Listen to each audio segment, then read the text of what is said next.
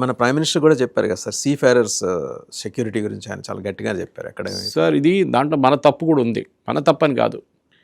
అది ఒక Chinese blacklisted ship ఉండేది, చైనీస్ కాదు అది, చైనీస్ ఆయిల్ తీసుకెళ్తున్న బ్లాక్ లిస్టెడ్ షిప్. దీనికంటే 2 సార్లు దాన్ని పట్టుకున్నారు ముందే. అది నడిపిస్తున్న క్యాప్టెన్ ఇండియన్ వాడు కాదు, వాడికి వార్నింగ్ ఇచ్చారు, 3 సార్లు వార్నింగ్ ఇచ్చారు. యూ టర్న్ బ్యాక్ అంటే వాడు పట్టించుకోవడం ముందుకు వెళ్ళిపోయాడు. వీళ్ళు మిసైల్ ఫైర్ చేశారు. బ్యాడ్ లక్ మన వాళ్ళు దాంట్లో ఉన్నారు. అది రేపు ఫిలిప్పీన్స్ వాడు ఉండొచ్చు, బంగ్లాదేశ్ వాడు ఉండొచ్చు, ఎవడైనా ఉండొచ్చు, కానీ మోస్ట్ ఆఫ్ ద సీఫేరింగ్ ఇండియన్స్ అనమాట. అది మీరు మొన్న ఇప్పుడు బ్రిటన్లో ఒకటి అరెస్ట్ చేశారు, క్యాప్టెన్ అరెస్ట్ చేశారు, వాడు ఇండియన్ వాడు.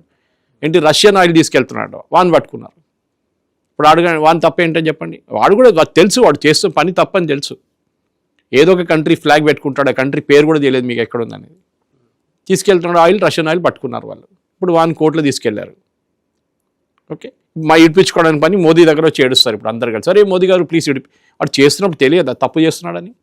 మన గవర్నమెంట్ ముందే వార్నింగ్ ఇచ్చారు సీఫేరర్స్కి, మీరు అరేబియన్ ఆ రీజన్లో మీరు వెళ్ళకండి, don't go there till the situation is solved. మిగతా చాలా చోట్ల ఉంది అక్కడ కాదు, అక్కడికే వెళ్ళారు. Of course it's a tragedy, దాంట్లో నో డౌట్ లేదు.